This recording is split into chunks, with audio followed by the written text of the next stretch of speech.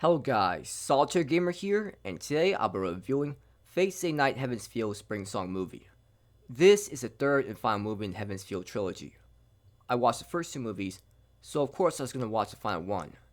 In this movie, Sakura has clearly gone crazy, and now just wants to cause chaos throughout the world.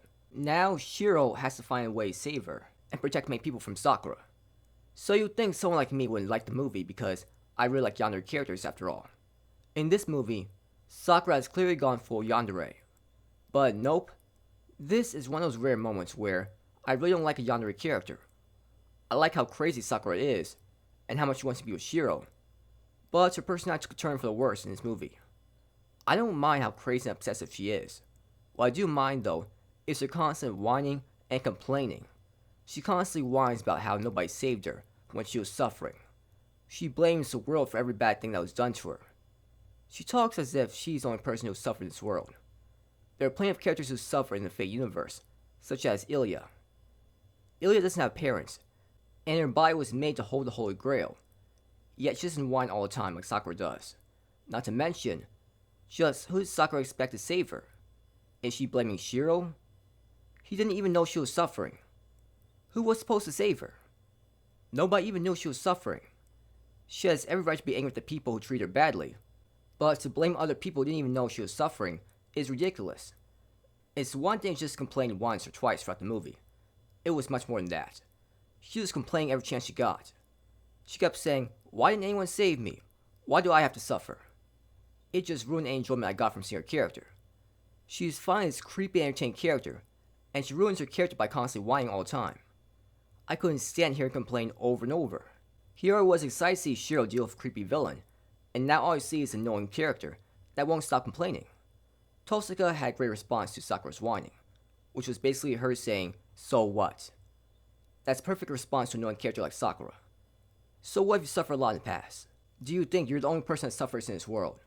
We all go through tough times, but it's up to us to face these challenges ourselves. No one's going to save us from that situation. Rather than solve the issues she has in life, Sakura would rather complain and just be angry. Once she finally has the power to change her life around, you would think she'll get rid of her grandfather right away. He was the person who made her suffer for such a long time after all. And after that issue is resolved, there's nothing left that's preventing her from living a happy life with Shiro. But nope, she goes on multiple angry rants about how she hates the world, and basically wants to cause destruction. She does deal with her grandfather later on in the movie, but it took her so long to do so. She would rather feel sorry for herself and blame other people, who had nothing to do with her suffering.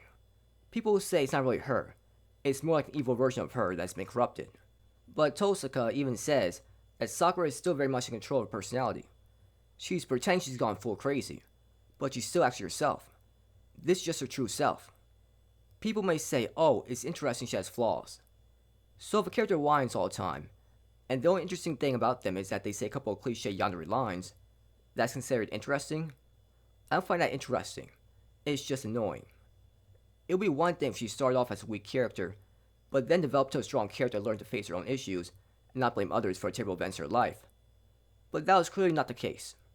She was very whiny throughout the entire movie, and once again it's up to Shiro to save Sakura from herself. She didn't even save herself from her despair. She needed Shiro to save her once again. It's like she never learns.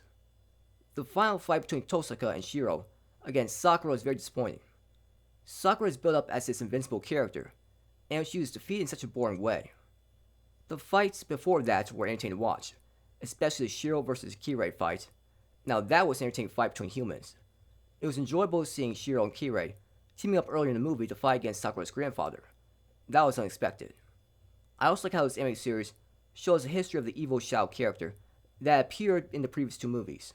I was really looking forward to learning just what the Shadow was, and the movie did not disappoint in that regard. The music throughout the fight scenes was intense and nice to hear. The image style is the same as the previous movies, which is good, and the image looked great once again in this movie. Sakura just ruined any enjoyment I had for this movie. I've never seen a character as whiny as her. Seeing her feel sorry for herself and blame others for terrible events in her life was so annoying to watch. I just can't stand this kind of person. A person who thinks they're the only one suffering in life, and expect other people to feel sorry for her, and feel guilty that they're happy in life, when she isn't. To sit for an entire movie of this was just so irritating to watch. I give this movie a 7 out of 10. I have to give it a 7 simply because the fight scenes and the animation look so good. So that's all I'm going to talk about for this video. Thank you for watching the video. Have a good night wherever you are, and please like and subscribe if you enjoyed this video, and please comment if you found anything interesting in the video.